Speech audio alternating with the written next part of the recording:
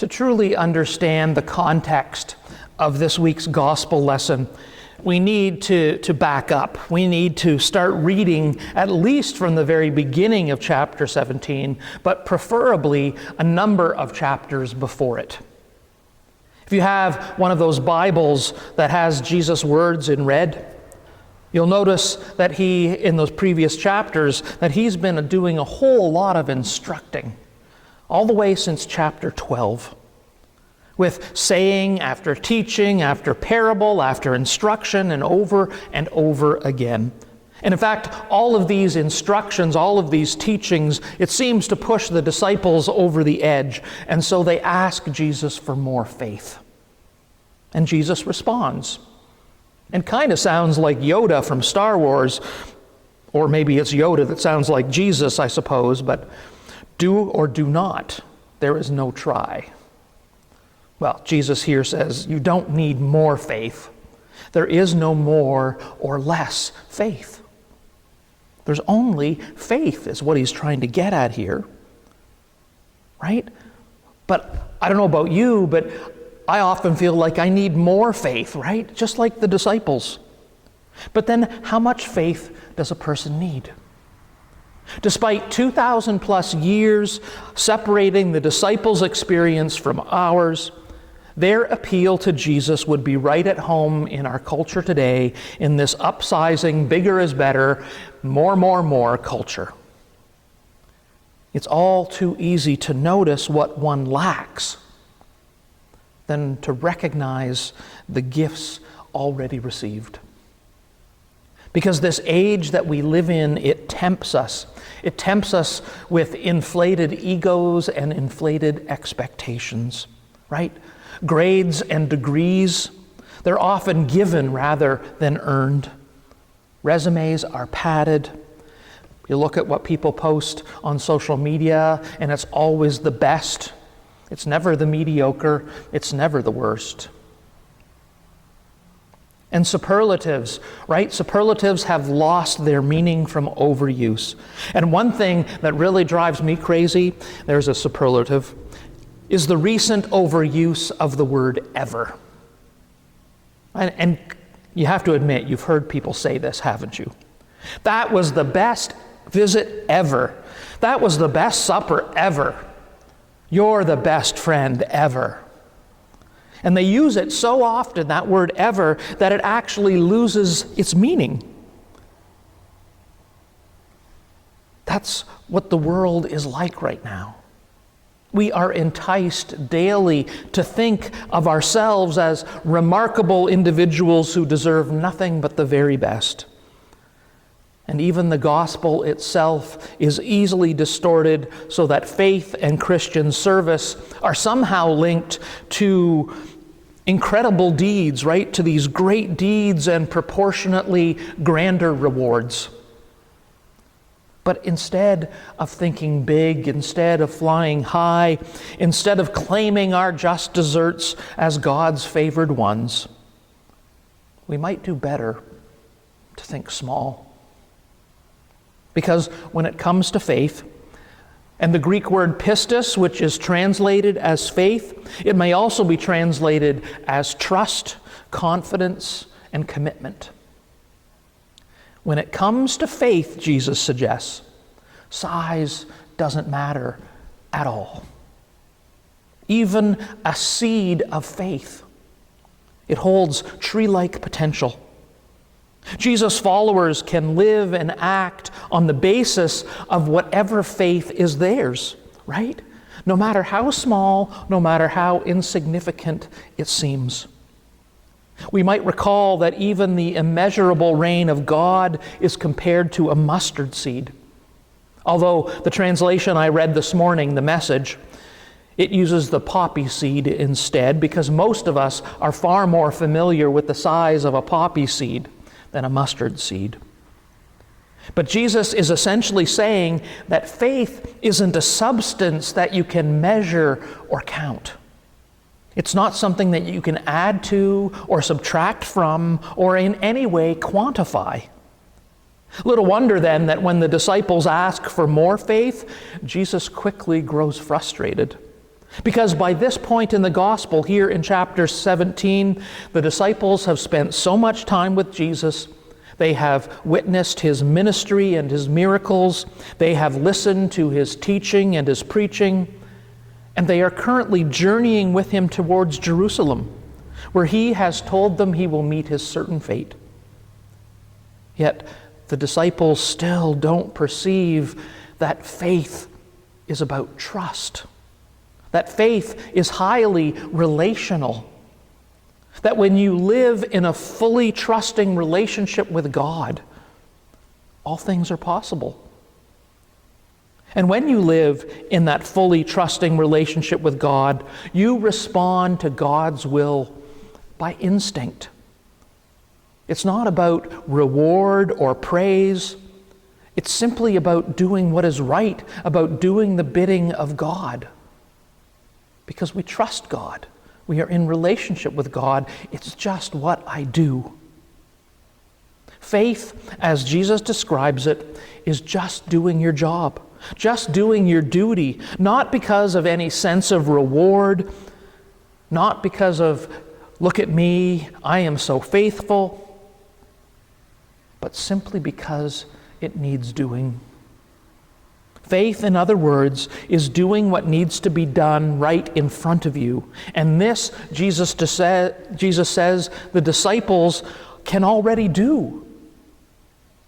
So those of us who feel daunted by discipleship, and I would suggest that includes all of us at one time or another, we need to hear that most of the time, faith is pretty ordinary. And I think this is what Jesus means when he says that if we had the faith of even a mustard or a poppy seed, that we could uproot and move a mulberry tree. It really doesn't take all that much faith to be faithful.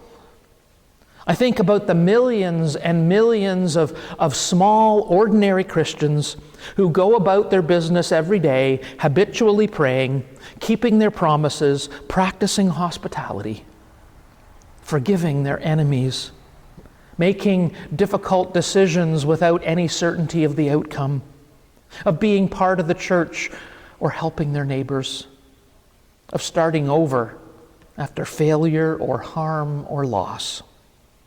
And sometimes we do these things with a song and a smile, and sometimes we do them with weariness from work that seems tedious or inconsequential. And they're often done without any inner assurance or an external confirmation, and yet the faithful take their vulnerable places in God's kingdom, and they do the thankless tasks before them. If you ask then how or why, they would simply say, but what else could any follower of Jesus do? This is what we're supposed to do. That's faith. And so before we say that those actions are just habits or they're just our way of trying to win God's favor or they're just an act of insurance against the possibility of God, think about the impact of all of those small, little, ordinary, everyday things, those everyday acts of faith. Most of them not only have an impact on you as the person performing them, but more importantly, they often have an impact on the people around you. Listening to a person who just needs a sympathetic ear, and then refraining from offering solutions or empty platitudes, and instead simply praying for them, or better yet, praying with them. It's visiting a person at home or in hospital. It's delivering a home-cooked meal to someone who needs it. It's being a non-judgmental presence in the life of a child or a teen, to be an adult they can trust and be themselves with, a voice of experience who honors their questions. It's offering forgiveness even to those who don't seem to deserve it. But unfortunately, our culture has acquired a taste for the spectacular, and that includes our spirituality. for those grand gestures that make me look so devout, so holy, for large churches and large gifts and loud praise bands, but by the grace of God, a mustard or a poppy seed of faith, an ordinary, everyday discipleship makes more of a difference. Even the simplest things done in faith, they can have a huge impact. Imagine for a moment if you were to take stock of all of the good that you did this past week. All the little things. Whether you are an employer or an employee or a student or a parent or a citizen or a volunteer or a neighbor, all of those things that you did. And if we add it all together, that all those things you did all week, it quickly adds up to a mountain of good works.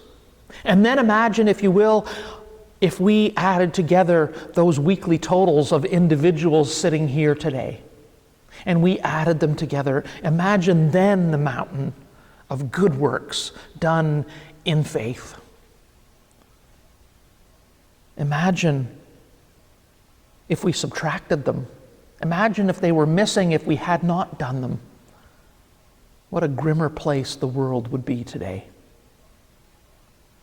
Then imagine what the world would look like next week if we indeed understand that every small, ordinary act is being used by God to care for God's world, to care for God's creation.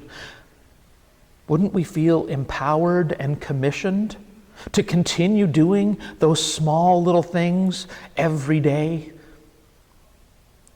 Faith isn't an idea. It's a muscle.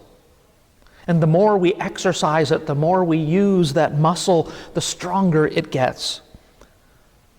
And faith is not only a muscle, it's also an adventure. Faith is putting one foot in front of the other and walking toward a future that we cannot see fully, but trusting that God is there in the midst of it. Faith is heading out the door each day, looking for opportunities to be God's partner, to be God's co-worker in the world.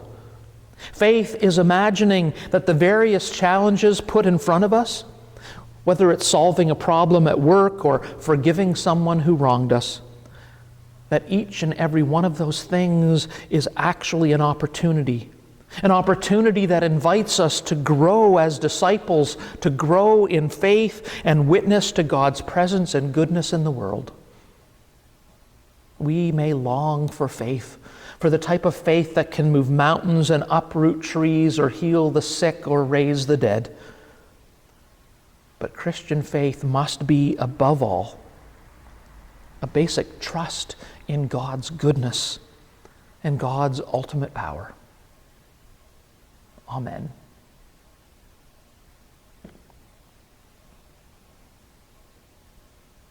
Friends, the table that is set before us is set for all, and around it there may be no divisions.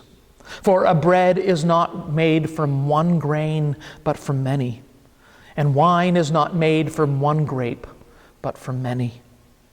So too did Christ desire that we would all belong to Him, that this is a sacrament of unity. Come to the table, all who are hungry, all who are thirsty, and you will be nourished. Let us come. Our communion hymn, number 546, Here is bread, here is wine.